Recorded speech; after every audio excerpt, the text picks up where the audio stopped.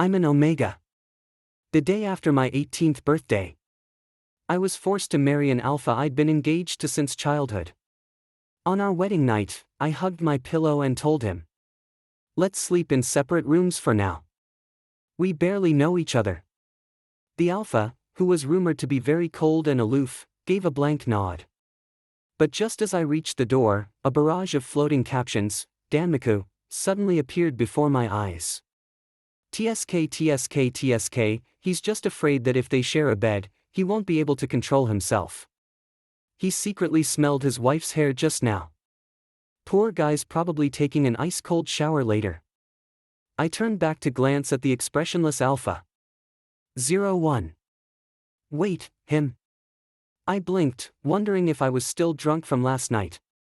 Then I hugged my pillow and went to the guest room next door. I tossed and turned in bed, unable to fall asleep. It still didn't feel real, this whole being married thing. Just yesterday I'd been celebrating my 18th birthday. And the next morning I woke up and got legally married. I couldn't help sighing. Life really was something else. 02. Heath is 4 years older than me. We were engaged when we were kids. But I never really took it seriously. Later, he went abroad to study. The last time I saw him was a year ago, when he came back for a visit. I never thought the next time we'd meet, he'd be my husband. But we hardly knew each other. And he probably only agreed to this marriage for the sake of his family, right? The engagement had always been something our elders forced upon us. Now, my grandfather, the one who loves me most, is seriously ill. His only wish was to see me get married. At first, I really didn't want to. But seeing him lying in that hospital bed, hair all white, I ended up nodding through tear-filled eyes. And just like that, Heath and I took our wedding photos and got our marriage certificate.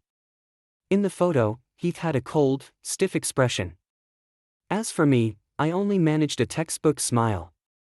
03. When I woke up, Heath had already made breakfast. He was sitting at the table, long fingers wrapped around a coffee cup. He looked up at the sound of my footsteps. "You're up. Wash up and come eat." "Okay." Still not used to sharing a space with him, I mumbled back and slipped into the bathroom. When I came out, Heath was standing by the window on a call. His tone was cool and serious, sounded like something important. I sat down and glanced at the table, and froze. Perfectly toasted sandwiches, an iced latte, and freshly washed green grapes. All my favorites. I took a bite of the sandwich, crispy on the outside, melted cheese and ham on the inside. Surprisingly delicious. I couldn't help looking up at him. Heath had just ended the call and, noticing my gaze, asked casually, "Not to your taste?" "No," I hesitated, "it's really good. Thanks." He gave a quiet and took a sip of his coffee. And then, more danmaku flew across my vision. TSK TSK TSK, pretending again, huh? Secretly thrilled that his wife likes his cooking. Wants to stare at her but only dares to sneak glances. Heath, seriously. Pfft, I nearly choked. What the hell is all this? I looked up at Heath in confusion. And met his eyes. His pupils shrank slightly, like he hadn't expected me to look up just then. Even his hand holding the coffee cup stiffened for a second. After a few seconds of silence, his expression returned to normal. "You've got salad dressing on your lip." Reflexively, I stuck out my tongue and licked the corner of my mouth. Sweet, there really was dressing there. I was just about to thank him when Heath suddenly stood up and said, voice low and hoarse, "Finish eating, I'll drive you to school."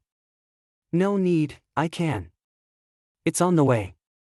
He cut me off, his tone leaving no room for argument. Then added, a little more gently, "It's raining today." I looked out the window, sunny skies, not a single cloud. By the time I looked back, he was already heading to the front door, back straight. The tips of his ears looked a little red. Weird, it's not even hot today. 04. I was scrolling on my phone, but my eyes kept drifting to the alpha in the driver's seat. Heath rested one hand on the steering wheel, his profile sharp and cold. From the moment we got in the car, we hadn't said a word. I exhaled quietly, the silence was starting to feel awkward. Finally, the car slowed to a stop at the school gates. I let out a silent sigh of relief and reached for my seatbelt. Then he spoke. "You've got 2 classes this afternoon. I'll pick you up afterward." My hand froze. How does he know my schedule? "You really don't have to go out of your way," I said quickly.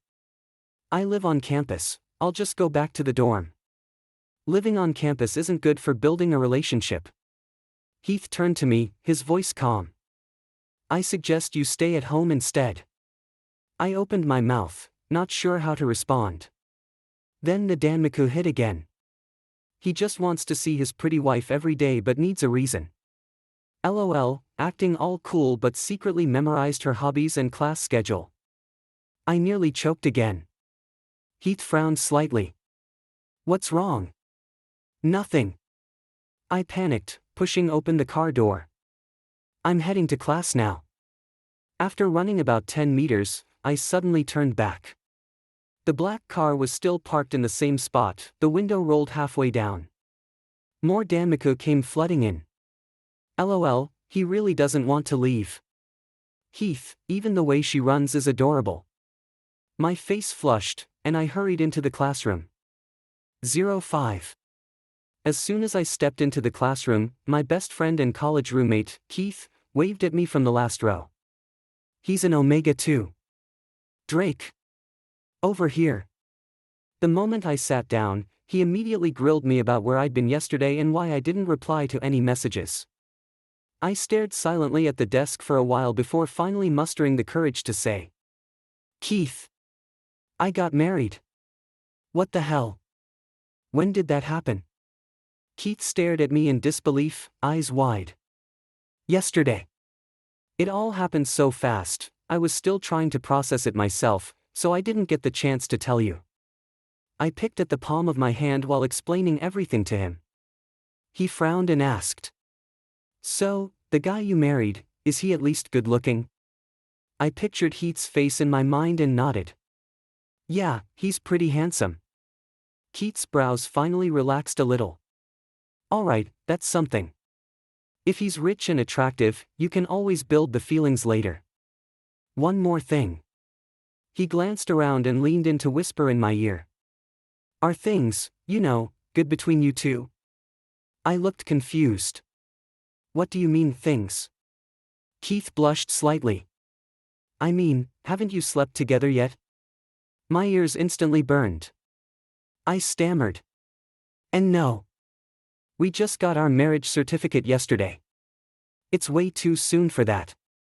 Heath rubbed his chin, deep in thought. "Fair. But since you're married, it's only a matter of time, right?" I honestly couldn't even imagine it, Heath, with his iceberg expression, doing that. He really doesn't give off any passionate vibes. 06. Right before the last class ended, Heath texted me. "Heading out now. We'll be there in about 10 minutes. Short and to the point, no extra emotion." After class, Heath helped me pack up a few things in the dorm. There wasn't much, just my laptop and some clothes. As I walked out of the dorm building, I spotted the black car parked under a tree from a distance. Heath grabbed my wrist. "Is that your husband's car? That thing's worth, like, 10 million. "Yeah." I nodded, and then the danmaku flashed again. Wow, someone showed up half an hour early, but told his wife he was just heading out. And he brought her favorite matcha latte, less ice, 30% sugar, with cheese foam. When I got closer and opened the car door, sure enough, there was a matcha drink waiting by the passenger seat. Behind me, Heath tugged frantically at my sleeve, whispering, "Oh my God, he's so hot, he's so hot." Blushing, I made the introductions. "This is my friend Heath." "Nice to meet you," Heath nodded slightly. "I'm Drake's husband, Heath. Maybe we could all grab dinner together?" I suggested, trying to ease the tension. Keith shook his head like a spinning top. Actually, I just remembered I've got a date. He leaned in and whispered. I'm not about to be a third wheel. I'll leave you two alone. With that, he bolted. The moment the door shut, Heath suddenly leaned over. You didn't buckle up. His cool cedar-scented pheromones wrapped around me. I froze as his long fingers reached across to pull the seatbelt into place. Click. All set. His Adam's apple moved slightly as he straightened up and started the car like nothing happened. Danmaku floated past again. Pretending to help with the seatbelt, but secretly just wanted to get close. Heath, your breathing got heavier there. That distance just now. If y'all don't kiss, I swear. Blushing, I took a big sip of matcha. Weird, why is my heart racing like this? 07. In the days that followed, Heath and I maintained a polite, respectful distance. It had been 2 weeks since the wedding, and we were still sleeping in separate rooms. He picked me up and dropped me off every day, and most of the time, he cooked himself. In this relationship, he was pretty much the perfect alpha partner. One morning, on the way to school, he mentioned that he'd be going on a business trip for a few days. There's food in the fridge I've already prepared. Just heat it up before eating. Okay. I nodded and glanced at the alpha in the driver's seat. At this point, I was getting spoiled by Heath's cooking. It suited my taste too well. When will you be back? The moment I asked, I regretted it. It sounded like I was hoping he'd come back soon. Heath's lips curved ever so slightly. The night after tomorrow. Then Danmaku appeared again. Someone's quietly enjoying the attention. Heath internally, you guys don't get it, my wife's asking when I'll be home. He'd take his wife with him if he could. He paused and added. If anything happens, call me right away.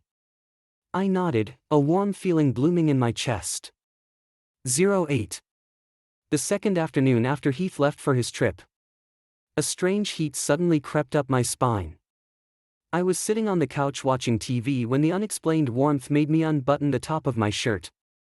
The AC was clearly on, but sweat still trickled down the back of my neck, soaking my collar. Weird. I mumbled and got up to pour a glass of cold water. But the moment I stood, my legs gave out and I collapsed back onto the couch. Dizziness hit me like a wave, and the gland on the back of my neck started throbbing. In that moment, the first person I thought of was Heath. Fumbling for my phone, I shakily dialed his number. Drake? His voice crackled slightly through the line. Heath. My voice trembled, my hand clutching the couch cushion tightly. I don't feel well. What's wrong? His tone immediately turned tense, and the background noise disappeared. It sounded like he'd stepped into a quiet space. Hot, it's so hot. I could barely describe what I was feeling, everything was out of control, and my gland ached with every beat. My neck hurts, and I feel so weak. I could hear his breathing pick up, and then Heath spoke again, his voice low and restrained. It might be your heat cycle starting. I'm coming back right now. 09. I don't know how long I'd been out when the sudden sound of the front door slamming open jolted me awake from the fog in my mind. Drake. Heath practically rushed in, his suit jacket gone, his tie hanging loose around his neck, sweat dampening the strands of hair on his forehead. I had never seen him like this before, always so calm and collected, but now his face was full of panic. He took quick steps over to the sofa, dropping to one knee to check on me. The next second, I was swept up in his arms, held horizontally. The scent of cedar wrapped around me instantly, and I could feel the warmth of the alpha's body through his clothes.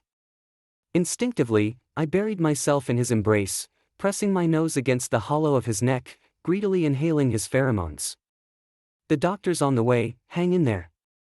His voice was deeper than usual, his Adam's apple rolling near my lips, before he gently laid me on the bed. 10 minutes later, the family doctor arrived and put on gloves to examine the glands on my neck, frowning more and more. Heath, your partner's gland development is somewhat abnormal. Since this is the first heat cycle, I don't recommend using inhibitors. It's better to soothe her with alpha pheromones and other calming methods. After the doctor left, Heath returned to the bedside and carefully lay down beside me. His arms wrapped around my waist, releasing more of the thick cedar pheromone that blended with my own citrus scent. The whole room was filled with a warm, humid atmosphere. "Feeling any better now?" he asked softly. I shook my head, my tear-blurred eyes rubbing against him. "I feel terrible, please help me." His breathing grew heavier, but he only lowered his head and kissed my forehead gently. "Just a little longer, I'll go get a damp towel." The burning heat of the heat cycle consumed my reason, leaving only instinct to guide my actions. "Don't go." Panicked, I tilted my head up and kissed his lips, awkwardly licking the corners. The alpha's muscles tensed instantly, his hand gripping my waist trembling slightly. The kiss eased the burning for a moment, but then the overwhelming heat surged back. I cried as I tried to pull at his belt, but he held my wrist firmly. "Do you know what you're doing right now?" I blinked in confusion, when suddenly a flood of danmaku appeared. "How can you resist such a sweet, soft wife? What's wrong with you? Upstairs, you don't get it. This is love with restraint. He thinks his wife doesn't like him and doesn't want to take advantage. He's about to explode though. Soon he'll be pumping her full of inhibitors till he's sick of it." I tried to make sense of what the danmaku said. A wet, warm sensation suddenly touched my neck. Heath's tongue gently licked my gland, making me shiver all over. But the expected pain didn't come. He didn't bite. He adjusted his position, pulling me closer into his arms. His pheromones steadied, and Heath stroked my hair again and again gently, saying, "Right now, your decisions are influenced by the heat. I can't do this while you're not fully aware." 10. Surrounded by the cedar scent, the raging heat of the cycle finally subsided. I leaned drowsily against Heath's chest, listening to his strong heartbeat as I slowly fell asleep.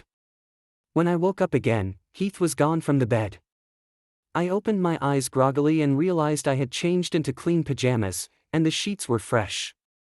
My body felt cleaner than before. Heath must have helped me wash. The thought made my ears burn. Although we'd been married for a while, we kept a polite distance. Last night's intimacy shattered all previous boundaries. I sat up carefully. The glands at the back of my neck still throbbed, but not as fiercely as yesterday. I tiptoed to the bathroom to splash water on my face and wake up a bit. Just as I reached the door, I heard the sound of running water inside. Heath was standing at the sink washing something by hand. He wore a simple white t-shirt and gray pajama pants, the muscles on his back and shoulders clearly defined. When I saw what he was holding, a rush of warmth flooded my head. It was my underwear. I had indeed messed up during the heat cycle last night. But I never expected Heath to personally wash it. The alpha's sharp hearing caught my movement. He turned calmly as always. "Awake?" Heath turned off the faucet. "Still feeling unwell anywhere?" "Yesterday, thank you. I feel much better now." My gaze involuntarily dropped to the small piece of fabric in his hand. I stammered, "You could have used the washing machine." Heath nonchalantly hung the clean underwear on the drying rack. "For clothes-fitting clothes like this, hand washing is cleaner." Just then, a few lines of translucent danmaku floated in front of me. If Drake had come a few minutes earlier, she'd have seen her husband at his peak. LOL, sniffing himself again so early in the morning. Such a cold face while washing underwear, so literal. Heath on the outside, just doing laundry. Actually, secretly sniffing his wife's underwear, ha. My head buzzed. What were these danmaku even talking about? But my eyes still couldn't help but glance down at Heath's pajama pants. The thin fabric couldn't hide the obvious bulge. I quickly looked away, terrified. That size is definitely unfair. 11. "So, what happened between you two these past few days?" Heath dragged out the question, his smirking face making my ears burn instantly. It was my first day back in class after taking 3 days off, and I knew I couldn't escape the king of gossip's interrogation. There weren't many people in the classroom yet, but Heath purposely lowered his voice, making me nervously look around. After confirming no one was paying attention, I answered barely above a whisper. Nothing, just kissing and hugging. What? Heath suddenly raised his voice, then quickly covered his mouth, eyes wide as saucers. Is your husband not good in bed or something? Sure. I panicked, covering his mouth, but the image of that morning scene suddenly popped into my head. My face flushed hotter, voice barely audible. Probably not.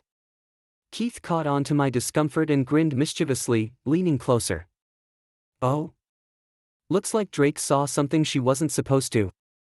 Nonsense. I pushed him away hastily. So, Drake, what do you feel about him now? I fiddled with my palm. I guess. I don't dislike him. Heath smiled and said. Don't dislike? Then that means you like him, right? He lowered his voice. Admit it, you've fallen for Heath. Falling for someone, that phrase hit my heart like a stone dropping into a calm lake, sending ripples through my soul. I thought back over our time together, realizing I was indeed becoming more and more dependent on him. And that feeling of being treasured, it was truly addictive. 12. At night, I stood at the bedroom door holding a pillow. Heath was sitting against the headboard, dressed in deep blue silk pajamas, reading some documents. Hearing the noise, he looked up and asked. What's wrong? I swallowed nervously, hugging the pillow tighter. Though the heat cycle was over and we technically didn't need to share a room anymore, the cold emptiness of the guest bed suddenly felt unbearable. Well, I slowly moved to the bed. Maybe we should still sleep in the same room? Why? Heath took off his glasses and rubbed the bridge of his nose. Being asked so directly made my ears burn. I couldn't very well say I wanted to sleep with him. Because it helps build the relationship, I finally offered the formal excuse. Since we're already married, we should nurture the relationship. Okay. His reply was short and firm. He stood and took the pillow from my arms. In the dark, every sense felt heightened. I lay stiffly on my back, hearing Heath's steady breathing. I smelled his faint cedar scent mixed with the fresh aroma of his body wash. By the weak moonlight, I observed the alpha beside me. His sleeping face was softer than usual, the lines of his nose strikingly handsome in the dim light. Why did his face seem more beautiful the more I looked? I couldn't resist reaching out to gently touch his cheek, then slowly tracing down the contour to his lips. The memory of kissing here during my uncontrolled heat a few days ago suddenly came alive. Heath's lips were softer than they looked. His lips twitched slightly under my fingertip. I quickly withdrew my hand, shyly watching for his reaction.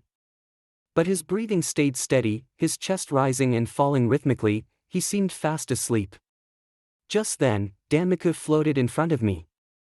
Drake doesn't know her husband is pretending to sleep, does she? Wife wants to share a bed, how can he possibly sleep? Heath is not just a ninja but a master actor.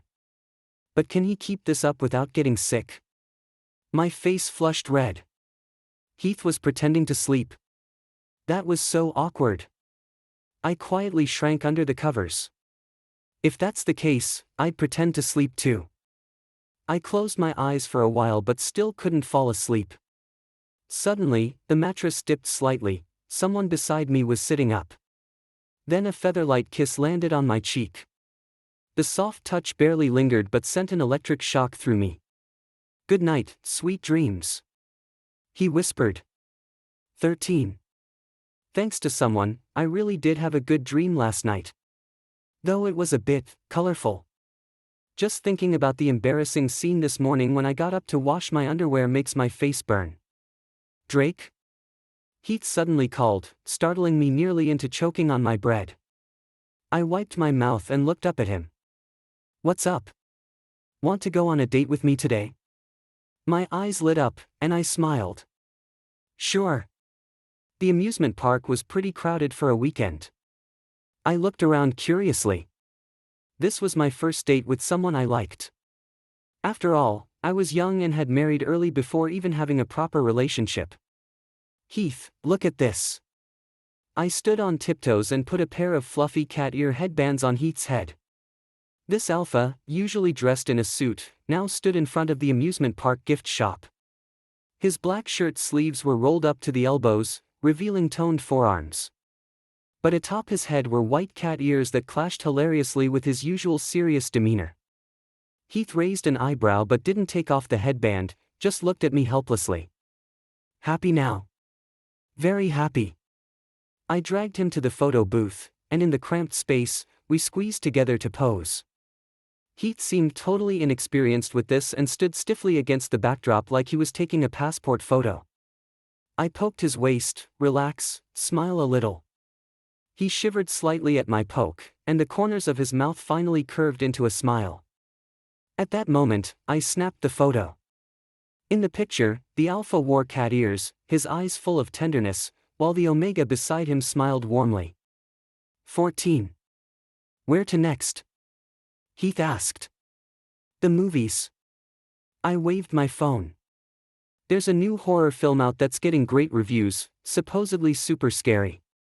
Heath's step faltered for a moment but quickly recovered. Okay. The theater lights dimmed, and danmaku floated before my eyes. Drake doesn't know her husband's afraid of horror movies, huh? He looks calm but is probably sweating bullets inside. I looked surprised at Heath, didn't expect him to be scared of horror movies. The eerie opening music played, and I quietly observed him. He sat upright, expression neutral, but the clenched jawline and slightly curled fists betrayed his tension. When the first scary scene popped up, I felt him visibly shudder. I leaned close to his ear and whispered, Heath, are you a little scared? No, he immediately denied, though his Adam's apple bobbed. Another scary scene flashed on the screen, and Heath's fingers unconsciously dug into the armrest. Suddenly, I found this side of him kind of cute. If you're scared, I imitated his usual soothing tone, you can just snuggle into my arms. After a moment's silence, he actually leaned in, resting his forehead on my shoulder. Just for a bit. His voice was muffled, warm breath pressing through the fabric against my skin. That vulnerable posture softened my heart. I gently wrapped my arms around his shoulders, comforting him like a frightened large animal. I never expected Heath to have this side, I thought silently. When the movie ended and the lights came back on, Heath quickly returned to his usual calm and composed self, as if the alpha who'd leaned on my shoulder had been a mirage. If only his ears weren't still a bit flushed. 15. On the way home, I packed some barbecue and fried snacks and bought beer. These were things Heath usually wouldn't eat because he thought they were unhealthy. But today, I just wanted him to try them. Heath, try this, it's super delicious. I held a skewer of crispy grilled pork belly up to his mouth. Heath frowned but still took a bite. I stared at his face, suddenly feeling thirsty, and took another gulp of beer. Drink less. He snatched the can from my hand. You're such a stingy person, I mumbled, the alcohol dulling my mind. I'm the type who doesn't handle alcohol well but still wants to drink. Heath's image in my vision split into two overlapping shadows. I looked at him confused. Ha! Why are there two of you? I cupped his face and pouted, complaining. Don't sway around like that. He sighed and handed me a glass of warm water. You're drunk. Let me take you to rest. I'm not drunk. I waved his hand away but couldn't control my body leaning forward, nearly falling into his arms. Look. I can still walk straight. I tried to stand to prove it, but he grabbed me and pushed me back onto the sofa. Sit properly. I looked up at him and started giggling. You're really handsome, hee hee. His Adam's apple bobbed, and at that moment the danmaku appeared again. What's she mumbling? Wants to kiss. Drake, do you know how cute you are right now? Wants to kiss. Kiss what? I leaned in and kissed Heath's cheek. Is that it? He stiffened instantly. Before I could react, Heath's palm cupped the back of my head, and an overwhelming cedar scent surrounded us. His kiss was more urgent than I expected, prying open my beer-scented lips. The kiss completely messed up my breathing. Heath's tongue swept across my palate, sending shivers down my spine. I grabbed his collar, fingertips digging into his firm chest, feeling his heartbeat race and pound. Just as I was about to run out of oxygen, he slightly pulled away. I melted weakly in his arms, feeling dizzy from the kiss. I'm so dizzy, I want to sleep. A low laugh came from above as he lifted me up. Drinking so much when you can't handle it. His tone was helpless, but he held me tighter. Heath laid me down on the bed, stroked my flushed cheek, and whispered, "Sleep now." I drowsily grabbed his shirt edge. "Aren't you sleeping?" He was silent for a few seconds, then pulled back the covers and lay down, wrapping his arm around me. "Now you can sleep well, right?" I muttered a yes, nuzzled into him, finally finding a comfortable position. Then my consciousness slowly faded. 16. The next morning, I groggily opened my eyes. My face was buried against a warm chest, my limbs tangled like an octopus around the other person. I thought I was still dreaming. Wait, this feeling. I pressed my hand and felt the solid muscles tighten slightly. So it was chest muscles, well developed too. A low muffled grunt came from above. Awake? I suddenly lifted my head, meeting Heath's deep eyes. There was a suspicious wet spot on the collar of his pajamas, clearly drool from when I slept. I suddenly remembered I'd probably drunk too much last night. Did I get crazy drunk? Oh no, how embarrassing, my image is ruined. Danmaku quietly appeared at this moment.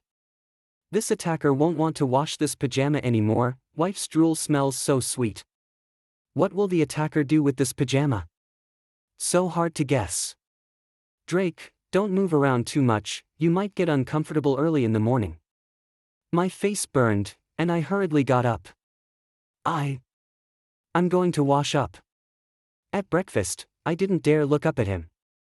Heath acted as if nothing had happened and even put a fried egg in my bowl. I chewed slowly, wondering how he could be so calm after kissing me last night. Could it be he was drunk too? 17. I licked my ice cream and told Keith every detail about the weekend date. He raised an eyebrow and said, "How is this different from just dating?" I retorted, "It's different, we're married." He nodded, "True." After a moment of silence, he suddenly asked, "So you like him now, right?" I nodded, ears tingling. "And him?" Keith pressed, "Does he like you too?" I bit the ice cream spoon and thought for a moment. Probably, he does.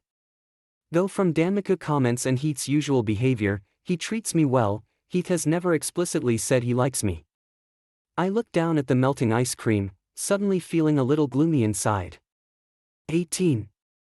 After dinner, I sat on the sofa, sulking. Heath unusually came over with a pillow and blanket and said, "I'm sleeping in the guest room for the next few days." Then he closed the door.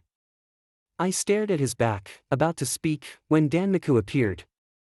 Drake doesn't know that his husband's sensitivity period has started. Someone's going to be loading suppressants non-stop until they get tired of it. What? Heath's sensitivity period started? Worried, I got up and walked to the guest room. When I opened the door, a strong wave of cedar pheromones hit me, making my legs weak. Heath was injecting suppressant into his arm, his tie loose, eyes bloodshot. He looked up surprised when he saw me. "Go out." "I can help you," I said softly, "I'm clear-headed now, I like you, I'm willing." His pupils suddenly contracted. The next moment, I was pushed hard onto the bed, his burning lips pressing down. The kiss was fierce and urgent, but neither of us wanted to part. "I love you, Drake." He gasped as he bit my gland, the usually restrained gentleman now like a starving wolf. I trembled all over, wrapped my arms around his neck, letting his overwhelming pheromones flood me. The sheets were all wrinkled. I curled in his arms, the glands on my neck still aching faintly. Heath lowered his head to kiss my sweaty forehead, fingers gently stroking the bite mark, his voice hoarse, "Does it hurt?" I weakly shook my head and buried my face in his chest. I took back what I said before about Heath seeming indifferent. 19. Since Heath's sensitivity period ended, I found myself relying on him more and more. say you love me again. I hung on his back like a koala, fingers fiddling nervously with his tie. I've said it so many times today already. He sighed helplessly, put down the documents, and pulled me into his arms. No matter, I whined, rubbing his neck, you never said it before. Heath smiled affectionately and kissed my forehead, saying, I love you, I really do. Hee hee, that's better. I leaned contentedly against him and casually opened a drawer. Inside was a photo album that caught my curiosity, so I took it out and opened it. The first page was a childhood photo of Heath and me. You were so cute as a kid, Heath gently tapped my face in the photo, always asking me to carry you on my back. No way, I murmured. Do you remember when we played house? You said you wanted to marry me. I blushed and replied, I don't remember that, but we are married now. I flipped further and saw photos from my high school days, napping in class, running on the track. I asked, where did you get these photos? Weren't you studying abroad then? Heath cleared his throat, I hired someone to take them for me. My eyes widened, you actually stalked me? Wait, so you've had a crush on me all along? The alpha's ears reddened, and he nodded. Danmaku flew wildly. Ah, the crush came true. Heath has had his eyes on his wife since childhood. What a divine love story, so ship-worthy. My heart suddenly melted completely, realizing such long-lasting feelings had been hidden behind it all. 20. Our 100-day wedding anniversary. Heath drove me to the seaside, saying he had a surprise for me.